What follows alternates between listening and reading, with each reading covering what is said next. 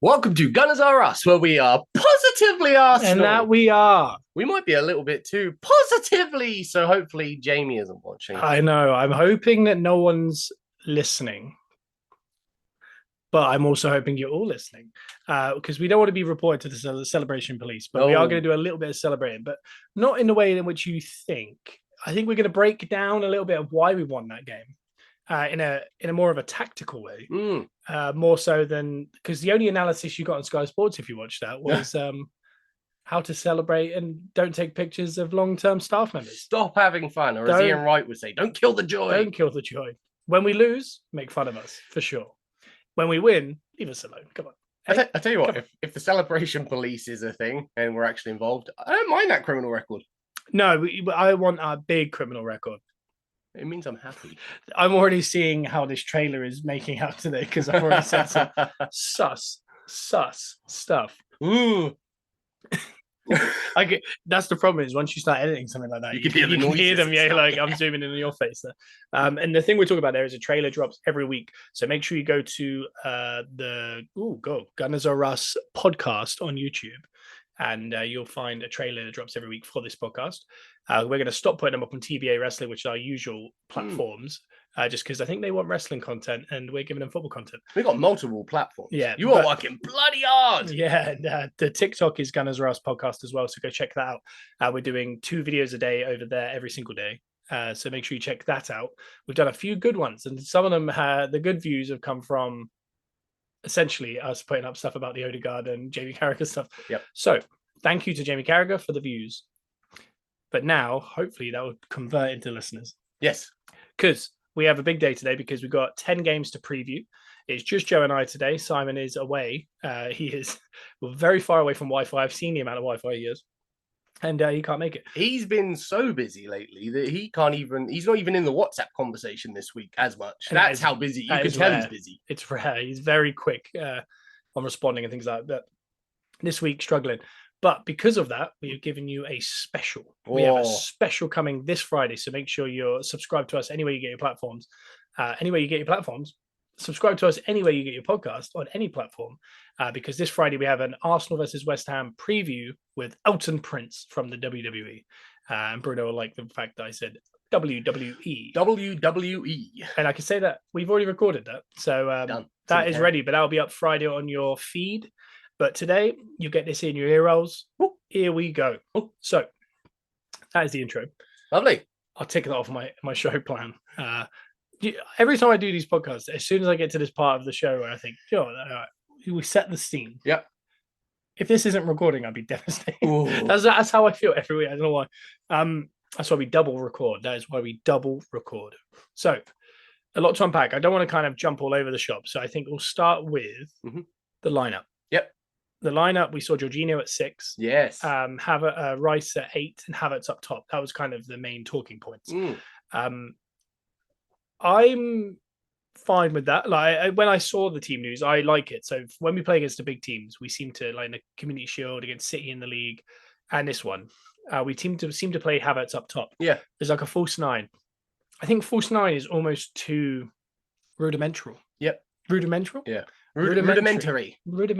It's rudimentary, darling, isn't it? Because we actually played with 2 10s, and this was the issue of the whole game. Was the Havertz and Odegaard plays as 2 10s. There was no 9. Yeah. And they came in deep, which meant the centre backs had no one to mark, and the wingers were out wide, which meant their fullbacks couldn't go on. So it was actually a really good tactic. And I think it's what Brighton used a lot. Yeah. And I think it's what we used in the City win and the City win in the Community Shield. It works very well. And I think a lot of people will have issue with Havertz, but I think people, when I saw it, the lineup, had an issue with Jorginho starting. That's nuts. They could have been not more wrong. Yes. Because that guy it might be the best performance of his career. Yeah. And I'm not even joking. He might have had the best performance of his entire life. That was something else. And I love him at 6 with Rice at 8. Just kind of everything that Jorginho has. Yeah. The brain, the IQ of football, knowing what to do, when to do it. But he doesn't have the athleticism at all. No. It's completely, I don't think he ever had it, but it's not there now anyway. No. And Rice fills that gap. Yeah. He does the running for the guy with the big brain. The big brain. Jorginho, big brain. He got big brain. It's a weird one, isn't it? Because you have, as Arsenal fans, we have an idea of what we want our starting 11 to look like. Yeah. But like you said, it's game by game. It's game state. Yeah. Like, it's depending on what you're doing. But Jorginho, I mean, I was a fan of his way before he was at Arsenal.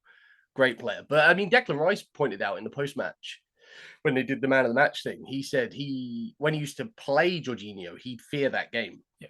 And he said he looked up to Jorginho, which is nuts to think. Like, Jorginho's become like almost a fringe player for us now. Yeah. Since he's been with us. But you forget how good he really is. Like, if Declan Rice is saying that's someone he looked up to and would fear playing against, and now he gets to play with him, that says a lot about what Jorginho brings to the table. Definitely. He's just such an intelligent player. When we bought him, I didn't think it was a bad deal. I thought it was great depth. Yeah. I didn't think he'd be this good. And obviously, this isn't just this game. I think he's been good the whole time. The only thing he lacks is the athleticism. Yeah. He covers up with it so well because he can kind of, similar to if you're an Arsenal fan, Mertesacker. Yeah. He had a big brain.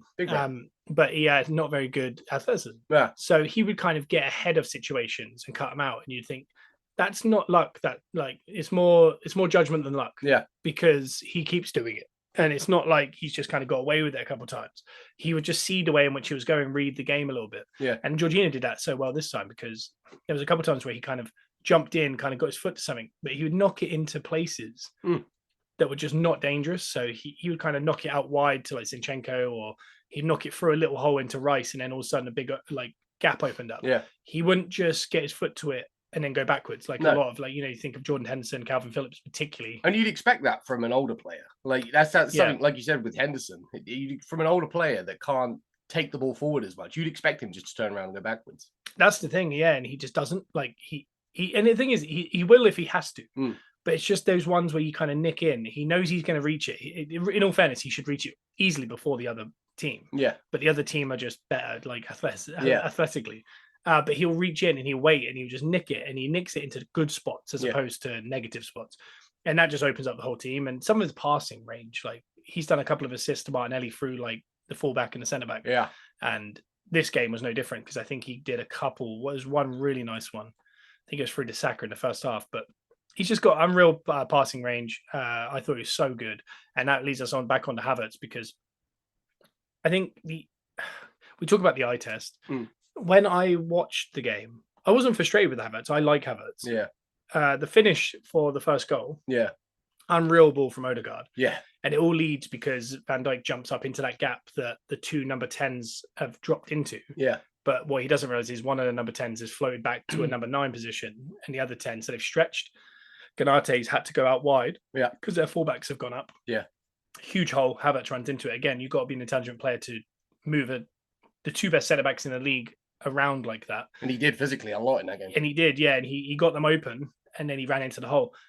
His finishing, I don't think his finishing's bad. I think it's just so languid. Yeah. He's almost, I've talked about it when I played, it's like a rush of blood to the head. Like when you get on a goal, it goes black and white. It's like on FIFA Be Pro, Go Pro mode, or was it? Be a Pro? Be a Pro. Be a Pro. And the camera starts shaking, your controller start vibrating. That is what it looks like. Yeah. Through your eyes. I remember doing it too. You do. You kind of go, oh God. Yeah. And then you have to kind of try and stay calm. Whereas I think with him, nothing changes. I think it's just, he's just in the same moment as he would if he was in the middle of the pitch. And that's why I think his finishing is a little bit lax, which is a bit more like Berbatov. But Berbatov was just a really good finisher. So it's tough to give that. I think Berbatov's so good. I think too many people pin too much of Havertz's end product on him. Yeah. That's not his game. Like we've said before, he's one of the most thankless players in the league. Like you said last night when we were recording the pod with Lou. Yeah. And you can hear this comment on this Friday. Yeah. He kind of, every time he plays, anytime he's in the team, we're better. Yeah. I don't know what he offers, specifically. Yeah. But whatever he does, it makes the whole team better.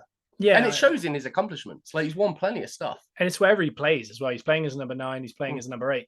The thing is, what's annoying is people don't rate him or think he's a good number 9 because he doesn't score enough. And that's fair. But he has the same amount of goals as Jesus. Yeah. And we love Jesus as a forward. Yeah. And his build-up play is not, I'd say it's as good as Jesus. It just doesn't look as good as Jesus. The thing is, he also plays in the number 8. He's played 80% of his games at Arsenal as number 8. Yeah. So people don't rate him as number 9. but they hold him to the standard of a number 9 when he's playing at number 8. Yeah. When Xhaka played last year and he got 7 goals, Yeah. everyone raved about it. Havertz has got 5 goals. Yeah. And he's played majority of that time as a number 8. So he's already outperforming what we considered a very good number 8 last year. Yeah. And I think, he's on the same goals as Odegaard. Like, and people would say, yeah, but he plays half his games up front. No, he's played 3 games. Yeah. Or 2 games in the league up front. And he didn't score in either of them. Yeah. Because the way in which you play against those big teams is he has to drop. He's not actually playing as a number 9. No. He's actually playing as a number 10. Yeah. Deeper. Like you said, 2 10s. Yeah, he's playing as one of 2 10s. He's not actually playing as number 9. But on this team sheet, and what the pundits will say is, he's a number 9. Why is he not scoring? Because he played 2 games at number 9 quotations. But it's actually a deeper role anyway. He's a very good player, and I mean, what he did, he single-handedly got Konate sent off, who everyone's raving about as one of the best centre backs in the world. Yeah, and he wound up Van Dijk with that to a point where Van Dijk kicked him in the head immediately after. Yeah, they didn't fall for it, and I think it's because Havertz didn't grab his head, because I don't think he made contact with his head. But I mean, I said it to Lou, Elton Prince, who we're going to talk about on Friday. I didn't talk to him about this, but I talked to him over text about it. And I said, Van Dijk could have gone off there. And he was like, nah. And I was like, I can't imagine. I've not played with Elton Prince in football, but I could imagine he would have done that exact thing. 100%. And he said, yeah, that's why it shouldn't be sent off, because the dark arts need to be like appreciated. And I agree, because I've played against a lot of players where they do that. They swing over and they try and kick you in the head. They try and drop an elbow. They do these things. And you could see he was wound up because his centre back got sent off by Havertz. It was just funny to watch Van Dijk lose his cool, considering he made such a big mistake for the second goal. Yeah. I think Havertz kind of sums up a lot of the opinion on Arsenal from, it sounds bad, the experts. Like, because we watch Arsenal week in, week out. We know a lot. It sounds bad, but we know more about Arsenal than the experts do. Because they're not watching Arsenal. They're not taking in all the content around Arsenal. They're just taking what they see. Yeah. He kind of sums up, like, if you look at what we're doing this season, like stats wise, we're blowing everyone else out the water. Yeah. But the eye test to the experts isn't showing that. Yeah. And it's the same with Havertz. Game by game, he offers something that you can't see unless you watch every single Arsenal game from whistle to whistle. Yeah. And that sums us up in general. I definitely agree. People say we don't look as good as last year, which I agree.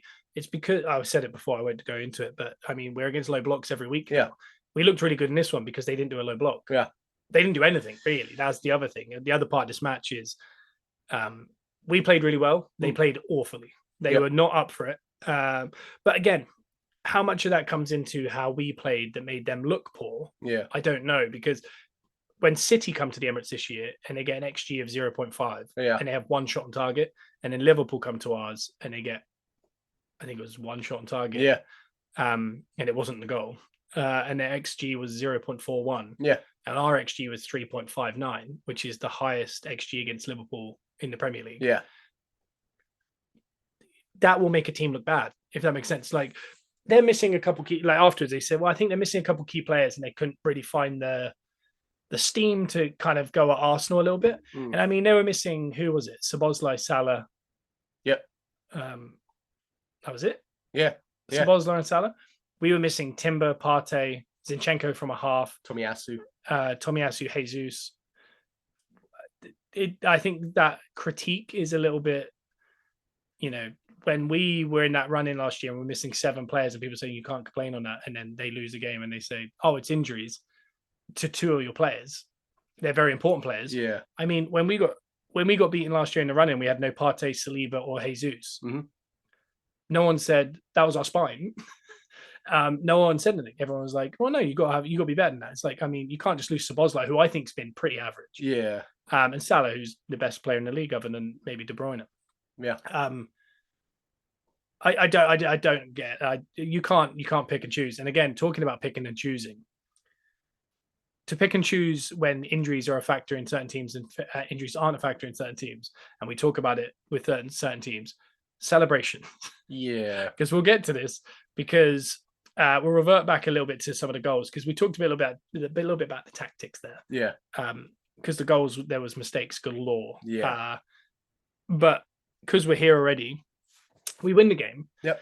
I think the celebrations from the players were as of any team in a big match. Yeah.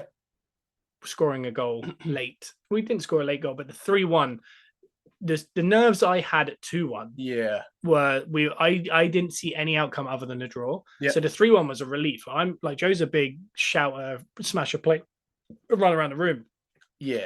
I'm quite like, okay, cool, just kind of take it all in, and I'm happy, but I don't kind of celebrate. I celebrated that goal with a very loud shout. Because it was relief of, I know it wasn't offside because he ran it from the halfway line. I don't have to worry about anything. This game's done. And I can't believe we're actually going to beat Liverpool. So a mixture of all that feeling, I felt it. The players just ran over and did the usual run into a corner and celebrate with the fans, as every team in the league does. Our manager went to run down there to him, in all fairness, and remembered he gets booked when he does that. Well, he doesn't even do that. He went like 2 yards out of his box at a celebration recently, and he missed 3 games. He knew, so he turned and started high-fiving all the fans. I mean, I saw De Zerbi go 2-0 up against Crystal Palace in a random league game at 3:00 last week, run down the touchline and jump into the crowd and hug him. And everyone talks about how great that was. I think the De Zerbi thing is great. I think the Arteta thing's great. I think when Klopp tears his hamstring, when they score a late goal against Tottenham, 15 games from the end of the season, where they come 5th with no consequence. And he tears his hamstring and gets in. By the way, screams in the 4th official's face while he's doing it. Imagine that was Arteta. I mean, he's got pelters just for standing outside his technical box. I like all of that. When Mourinho ran down the touchline for Porto against Man United, I like it. Well, it's still iconic to this day. They use that footage. Do you remember when Klopp celebrated so hard he ran onto the team and he broke his glasses and cut his mouth? And then he picked up like a ball boy or something. This is great. This is good TV. That's the stuff you remember. And it's like, and the thing is, they react like it's good TV until Arteta does it. And I don't know why. They just don't like the guy. And I get because they call him Mercedes Tony Mowbray or something. I don't know what it's called. I don't care. Like, if it's Arsenal, like for example, when Man City won the league with Aguero, I loved it. I didn't necessarily want them to win the league, but I loved that moment of them all running on, their shirts off. Like, that's a great thing. They're moments. If it was like Man United this week, the 3 youngsters that are probably carrying that team, in Garnacho, Højlund, and Mainu, they did the celebration where they got up on the boards and they sat on it or whatever. Good. Like, and Man United using that as an iconic picture now. Good. Odegaard's going to take it. And Bruno, who's been on the podcast, sent me that picture of Odegaard taking the picture of them 3. Because that's a great meme. That's good. All of these are good. Whether I support them or not, the only thing I'd never do in football is disagree with celebration. I'd never watch a game or live. Last week, for example, I talked about I can't hack it if Klopp goes into that corner and starts doing his fist pump. I'm not saying he can't do it.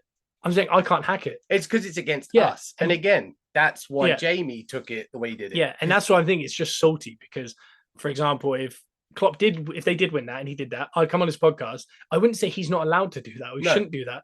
I'd just be annoyed that he did it. And that's fine. That's a football fan. Because it's against your team. If he does that against other clubs, I don't care. But you can't be like, don't do that. You shouldn't do that. It's embarrassing. It's like, no, you celebrate everything. I mean, this is the manager that got the whole team on a 2-2 draw to go stand hand in hand and bow to the Anfield like to the Klopp. I mean, and again, Klopp has no issue with the celebrations. He watched it and smiled. That's what I mean. I think there's 2 sides to this. I think because we come from a wrestling background, which is sports and entertainment. You create moments. You want to give the audience something. You want to give everyone something. Football is entertainment. I mean, there is at the bare bones of it, it's a sport and you're playing for win. But there is moments you have to create, like we said with the Odegaard thing.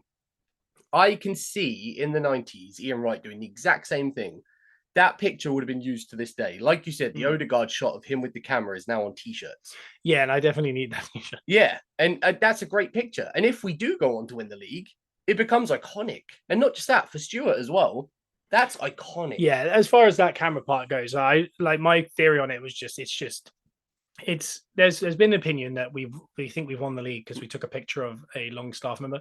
There's nothing to do with that. I think it's brilliant because these football players are told they're in a bubble, they're millionaires, they don't know what's real, what's not. And in a moment where that captain who'd stayed out long because he always does, he does a lap, he claps the fans every week, he's the last one in. That's just what he does. So Stuart stays out there with him because he's getting more pictures because there's no one else to take pictures of. He always does. So he always walks with him and he was chatting, whatever. On this occasion, he took the camera off of Stuart. Stuart took a picture of him. And in the return, Odegaard was trying to get a picture of him. Yeah. Because there's two cameras, obviously. Yeah.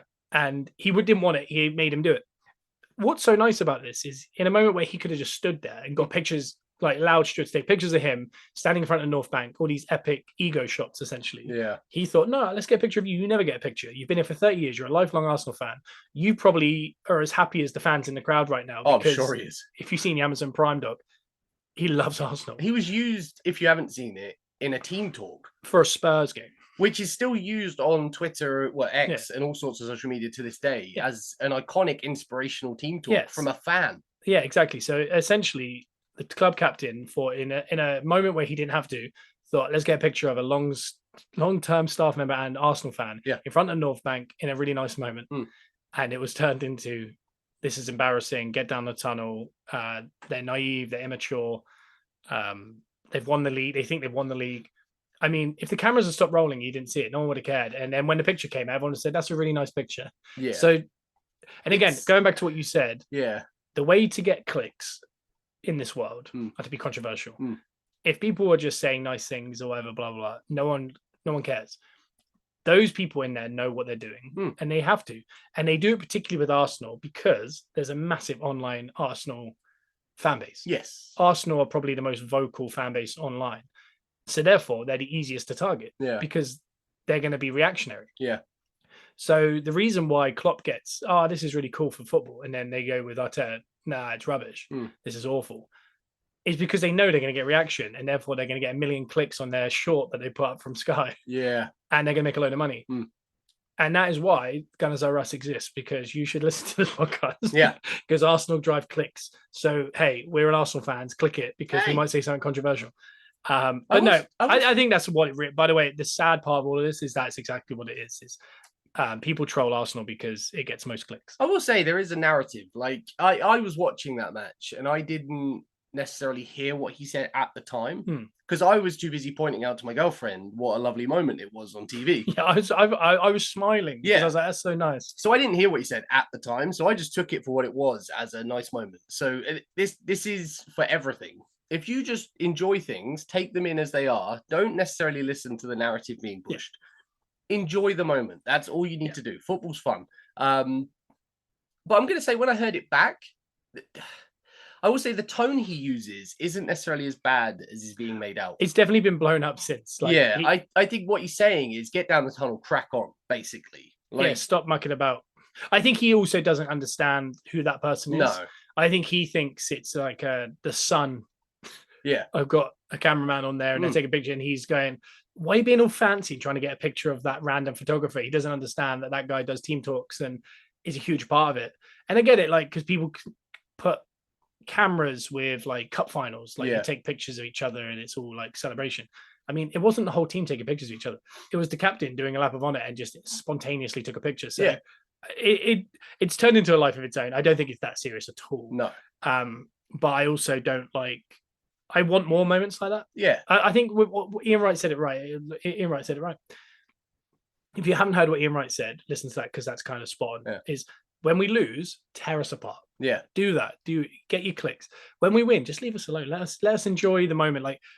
We're the only team that can't win and then enjoy it because it turns into this other concept. Well, the crazy thing is even the post game, a lot of the talk was around Liverpool, and a lot of the talk was around the celebrations. They weren't talking about the fact that in a title race, we managed to win 3-1 against a rival. And it could have been 4-1 as well because the ref blew up early. Yeah. And not just that, tactically and statistically and based on all of the numbers. All broke records, yeah. We've smashed records. No one was talking about it. Well, I think in this year we gave Pep his worst possession ever. Yeah.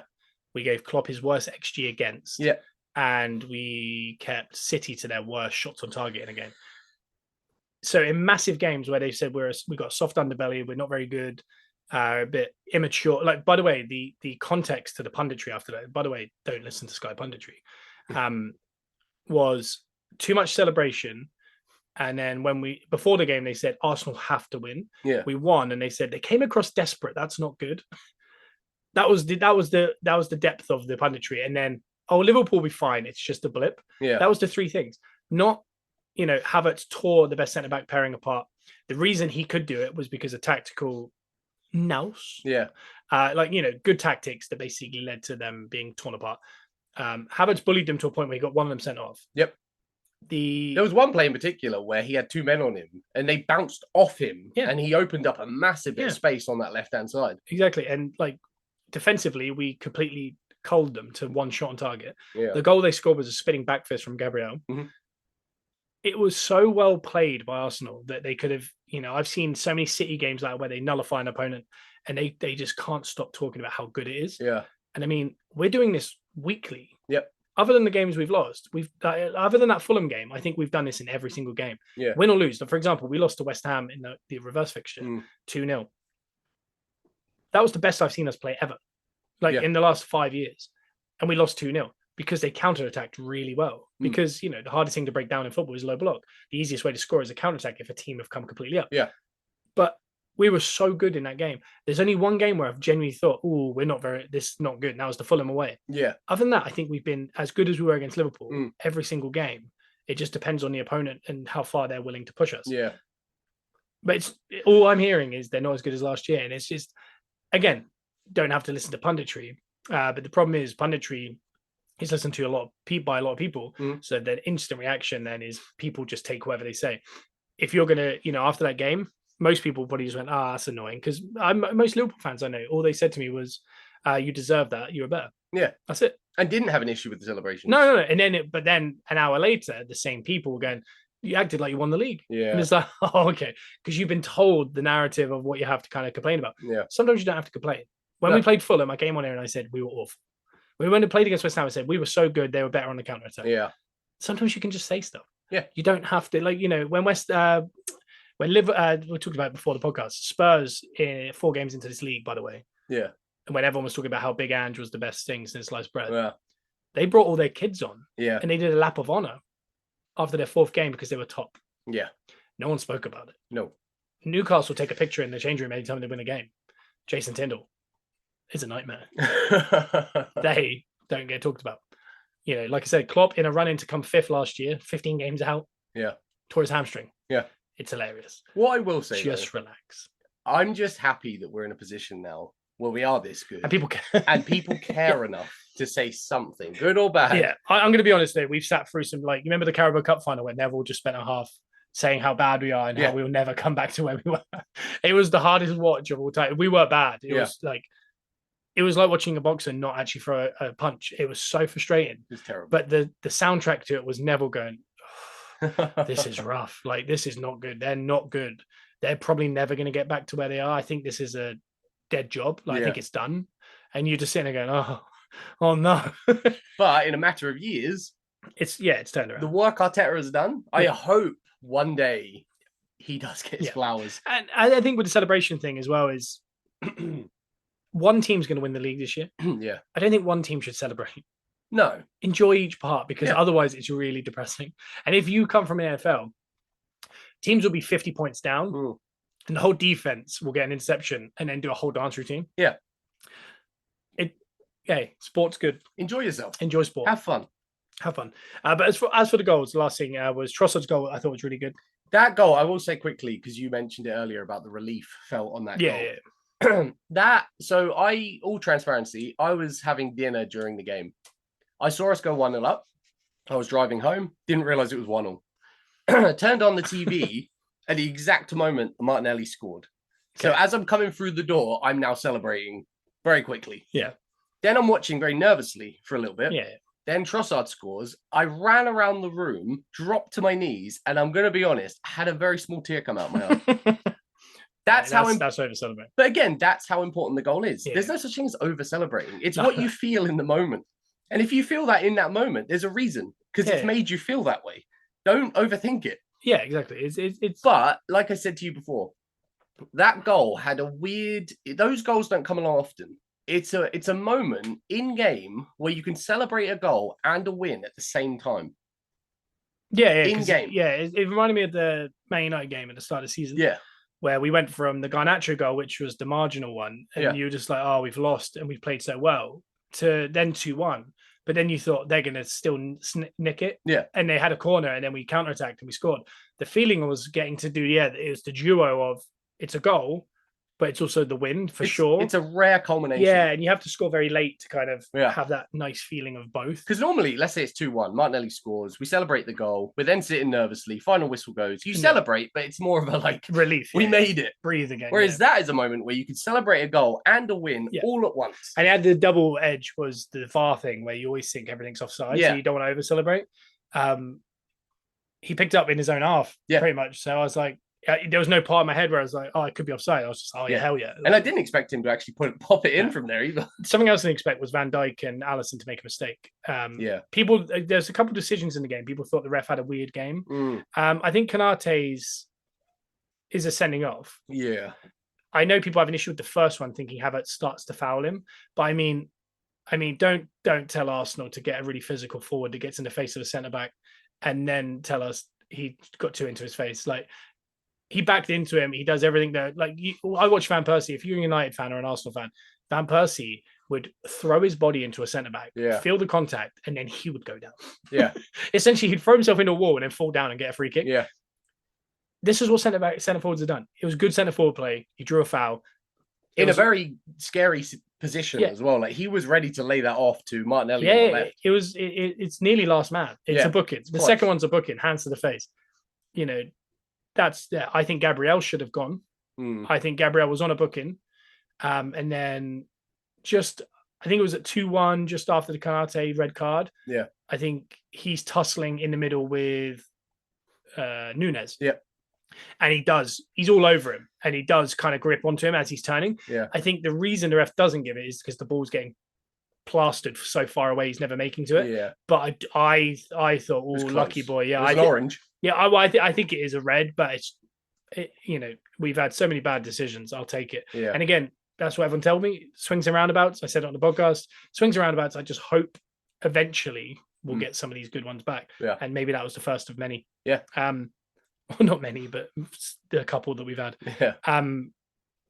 So that I think was right. I think Havertz should have had a penalty. I know people were saying it's soft. Yeah. I mean, as an Arsenal fan, if you watch all the penalties that have been given against us and explain why we're angry about it. Yeah. It's not just us, it's every team. It's so inconsistent. His legs are tangled, then he gets the ball. You can't do that. Similar to Havertz against Man United, it was almost exactly the same one. Yeah. You haven't seen it. No. Remember, Havertz got that penalty, and then they showed us the VAR where he thinks it's a penalty, and then he says, there's contact, but not enough. Not enough. It's one of them, yeah. It's the same thing. So you just think that, and then you watch one game and a guy just touches someone's, shoulder. Like, I go back to Man United getting screwed against Man City. With, I think it's Højlund touched Haaland's shoulder or something.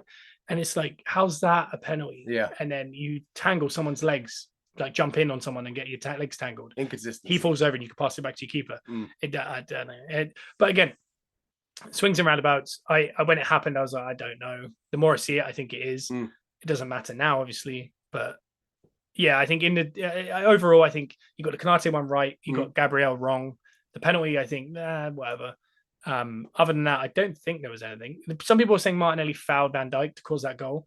No. Come on. Like, again, you can't. Shoulder to shoulder. It's shoulder. No. And even Van Dijk and Alisson at the time didn't say anything. Well, afterwards, they asked Van Dijk, and he said no. He said he did what every forward does. Yeah, that tells you a lot. And again, Van Dijk's interview I thought was good. Yeah. Because he kind of took on it, like, he was just like, we weren't very good today. And then they were like, but do you think maybe Gabriel could have gone? And he was like, I don't know. Yeah. He said it won't affect the goal. He said what that will do is not affect the outcome of the game. He said we weren't good enough. We didn't deserve to win that game. Yeah.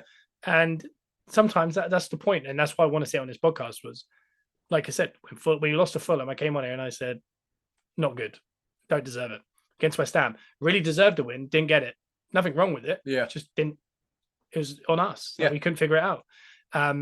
And that's how it should be. There's going to be games like Newcastle, which I still think was just an awful decision. Rough. But I mean, those games will happen. You'll have 2 or 3 of them a year. Like Goldbridge said it this week. Howard Webb must be so scared that this season's going to come down to 2 points. Yeah. He said, because if Liverpool lose by 2 points after that phantom goal that they had against Spurs, and he said it was like an Arsenal's Newcastle trip, even the Villa trip to an extent, He was like, he must be quaking because they need to win by 10 points so Yeah. that no one can complain. Yeah. And it ended up kind of being like that last year because we had what Liverpool had this year, we had against Brentford last year, but that was in the last 8 games of running. Yeah. And that yeah. Well, you think about it forever. And we lost that season by 4 points. City gave up, things like that. They'd already won the league. Yeah. But it's frustrating. So I'm hoping it doesn't come down to that. But it does feel like it's going to. Oh, yeah. But we're about to move into Premier League predictions. Let's go. We're starting with City, so I'll talk about City in a second. I can tell you last week there was 15 games. Yep. Simon got 7. Okay. And he's up to 89. Ooh. I got 5. I'm up to 99. Okay. You got 10 out of 15. Woo! And you're up to 101. So you're ahead now. Oh my goodness. Yeah. Well done. Oh, and then we're on to prediction league. Let's do it. So I'm starting with City because I was going to say City beat Brentford quite handily. Yep. Foden hat-trick. If you look at Man City's fixtures, they pretty much don't touch the top 6 team until like April, early April, end of March kind of time, and they haven't done for a few game weeks now. Yeah. They're on 9 unbeaten already, and they did 6 or 7 of them without De Bruyne and Haaland. Yeah. They are the only team in the league that have a fully fit squad. Terrifying. And they're not touching the top 6 now for another 8-9 games. I would say the beauty of the Premier League, though, is there's some awkward games in there, regardless of the top 6. I agree, but I think City's going to have won the league before they have to touch a top 6 team. Well, that Brentford game kind of summed it up a little bit, didn't it? Like, I've never enjoyed Mopé as much as I did in that game and at the start of that game. Yeah. But the inevitable game. Yeah, it just felt like it. The thing is, at 1-0, Brentford looked like they could go to 2. Yeah. And City were just missing and they were being quite wasteful. Mm. And to concede on half time was just the worst. Yeah. I think if they hadn't conceded there, that could have got a bit bitty. Dicey, yeah. It could have been a draw. But nah, they're just too good. City just so good. Yeah. If it's not Haaland and thingy, it's Foden. If it's not that, it's someone else. It's Alvarez comes out of the woodwork. Doku comes off the bench. Grealish. They're too good. They've won the league. Congratulations. They're against Everton at home. Yep. If this was at Everton, I'd fancy the game. Yeah. That being at home, I think last year was the game where Haaland nearly got sent off because Everton got in his face and they really wound him up. I'm sure it'll happen again. It was a 1-1. This is a City 4-0. This is not the week they're going to drop points. I'll say that. No, I wouldn't say Unless that. you think so. No, I think momentum is on their side for sure, like in every way. Everton's an awkward one. Dyche will definitely put something in place to make it really like awkward for them. But again, Brentford tried to make it awkward for them and the inevitable came. I think it would be very similar to the Brentford game, even if Everton get a goal at the start. Yeah. I'm going to say 3-1 City. I think it'd be very similar to the Brentford game. Cool. The next one is Fulham versus Bournemouth. The less we talk about, the better. This is a 3:00. Yep. This is a toughie because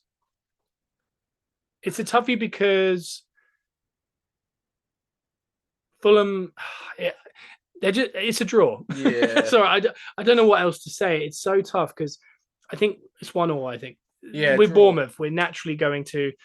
Bournemouth might win that because they've got Solanke. Yeah. Solanke hasn't scored in a long time. No. And Bournemouth are good. But if you remember, when we were 6-7 games into this league this season with that new manager, people were saying they've done a bad thing getting rid of Gary Neal. They're going to get relegated. Then they went on a little spell where Solanke hit form. Yeah. They won 4 or 5 games. Mm-hmm. And then everyone's just gone to, they might be top half. I don't think they are. I think they are a 15th, 16th level team. Yeah. Fulham, I think, are better, but they don't know how to score very good. That's the issue. I mean, a draw is a fair one, but I'm gonna go Bournemouth. I think. Okay. I think Bournemouth will get a win there. What's the score? I'm gonna go 2-1 Bournemouth. Cool. Another 3. There's 5. Is it 5 3:00? 5 3:00. Nice. Liverpool versus Burnley. We've done a lot of Liverpool talk. They're going to bounce back big time here. This is a 6-0. Woo! 6-0. Darwin hat trick. Wow. As far as an Arsenal fan's concerned, this is a dangerous week. Yeah. Because we've come off a big win. Our rivals have got lovely home games. We got a very tough game. And we've got a notoriously awful away game. Yeah. But I think that's 6-0 Liverpool. Yeah, I'm going to go 3-0 Liverpool. I definitely think that's just Burnley are so poor. Straightforward game. Would you say 6-0? 3-0.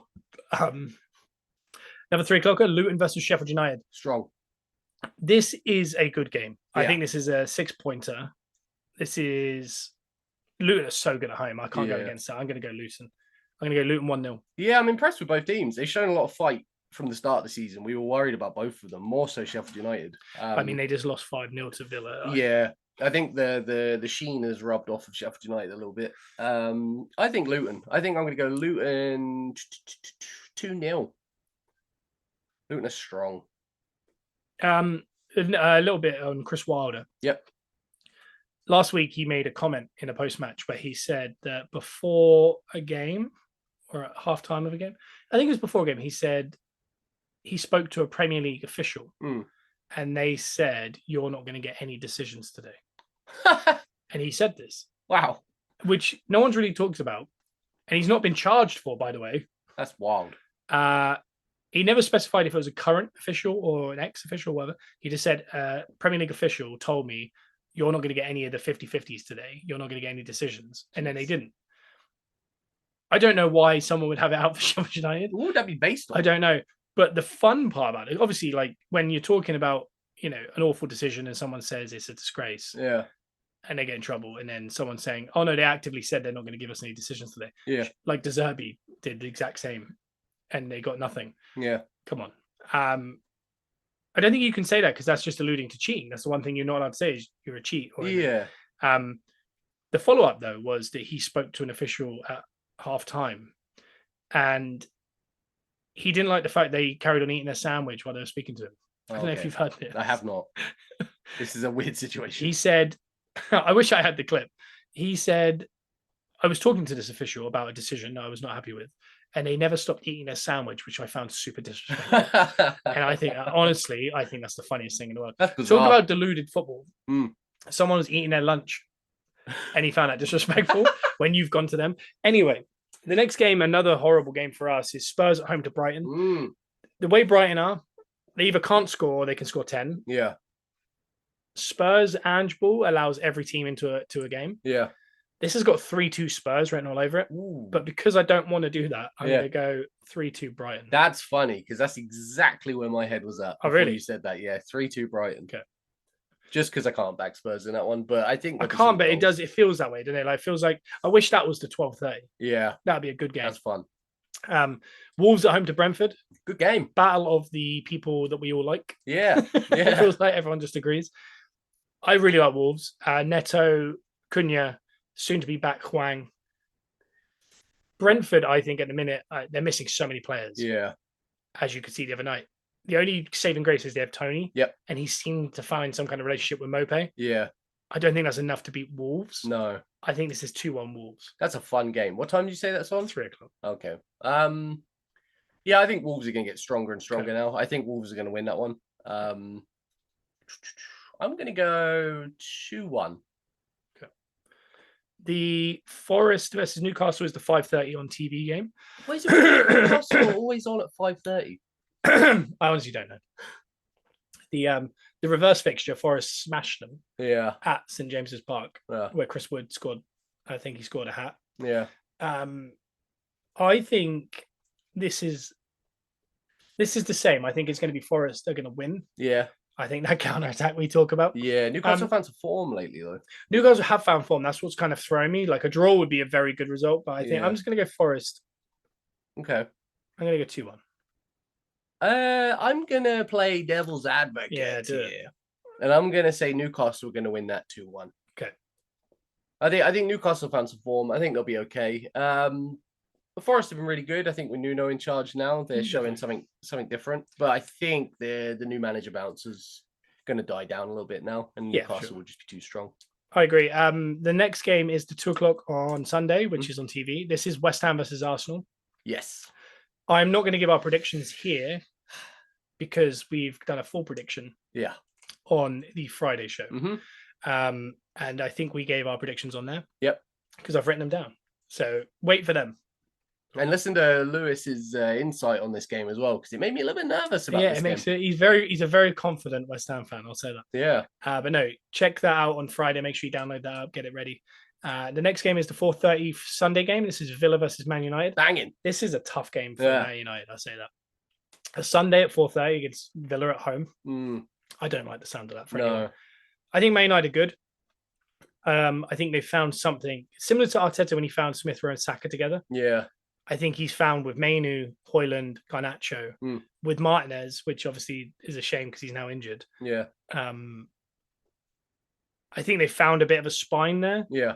That is young, it's good. People like him. There's no like, what's the word? Kind of bad taste or bad vibe around. Yeah, it. There's nothing. They everyone's kind of happy with him, and I think if he keeps pushing with them, they'll do okay. Yeah. I still don't see the plan that they have, but I mean, the last couple of games they've won. Yeah. And they've scored 7 goals in 2 games. That's good. That's a good return. Villa are very good when they're at home. Yes. They won 5-0 away from home last week, but they are very good at home.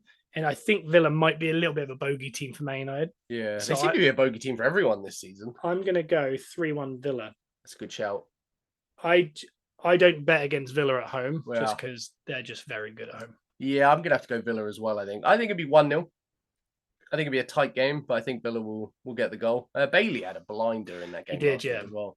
Yeah, for your fantasy football out there, Bailey might be a good shout for cheap. And then there's a Monday 8:00 game. It is Palace versus Chelsea. Woo. If Eze and Elise were fit, I would definitely go Palace. Yeah, because Chelsea are in a weird spot. It's a mess. It's such a mess. I saw this week because there's talk of Saki Pochettino, which is totally understandable at this point. Yeah. But I think the problems there are way deeper than just the manager. Yeah. I think he's a good young manager. I think he may be overrated as far as a manager. Like, he's never won a trophy. No. And considering how highly everyone speaks of him, you've got to have some kind of return. Yeah. At some point, especially when you go to PSG and things like this. I honestly don't know. And they're talking about sacking him. They can't because of financial fair play, because of the severance package. Yeah. So they're now stuck with the manager that they might not think might be best fit. They're stuck with 30 players for 8 years. Yeah. That don't have to leave because they're going to get paid guaranteed for 8 years. There's a lot of worry there to me. Like, that is a mess. They need to really figure out how to make it work. Because, I mean, on paper, like we said multiple times, Chelsea, the players and Pochettino in charge, it's a good mix. Yeah. I just don't know what's wrong on the field. I genuinely think when you look at it and think the midfield of Enzo, Caicedo, and let's say Gallagher. Yeah. And do a Liverpool type midfield where you counter press and you have 3 hardworking forwards. Yeah. You could have 3 grunt work, Enzo, Caicedo, and Connor in the middle. An engine. And then up front you have your, high pressing, high velocity, quick players. Yeah. And I mean, if you had Njoku, Mudryk and Jackson. Yeah. I think that's dangerous. Yeah. But because Njoku could kind of drop into the Conor Gallagher role and be the 10, and you could have Sterling out on the wing. There's all these options that it's there, and they got a world class centre back in Thiago Silva, whose wife's spoken out that maybe it's getting too late and he might need to make a change. Yeah, that's a worry. Yeah, they seem to have found the keeper they like. Yep, I think. And then people like Gusto have been fine. They got Chilwell. James is never fit. Cole Palmer, Sterling. This is without Palmer involved. It's a good squad. That squad should be top 5. Yeah. It is good enough, which then makes you think, is it the manager? Yeah. But I think it might be the culture at the club generally. Like Cole Palmer, they lost against Wolves. Then he was pictured out in a club drinking and stuff. Yeah. Is it, when people like Cole Palmer, he's done so well there. Is it they look at it and they go, young manager who's allowing them, if you see kind of the way in which Pochettino interacts with them, he's like their friend. Yeah. Is it people coming there because they're like, oh, wow, I get to live in London. It's a really nice manager. Yeah. No one's expecting him. We're getting a load of money for 8 years. Yeah. Is it becoming, remember Arsenal, do you remember, was a retirement home? Yeah. Louise and all these players were coming there. And it was almost like, they're not expected to win everything. So we don't have the pressure. Yeah. We're going to get paid like we're going to win everything. And they're still going to respect us, even though we're 33, 34, as far as players go. Yeah. And we get to live in London. It feels a bit like that, but slightly different. It's younger players going there and thinking, we'll kind of live that almost like Paris Saint-Germain kind of lifestyle of partying, fashion, young manager, kind of lots of money. I don't know.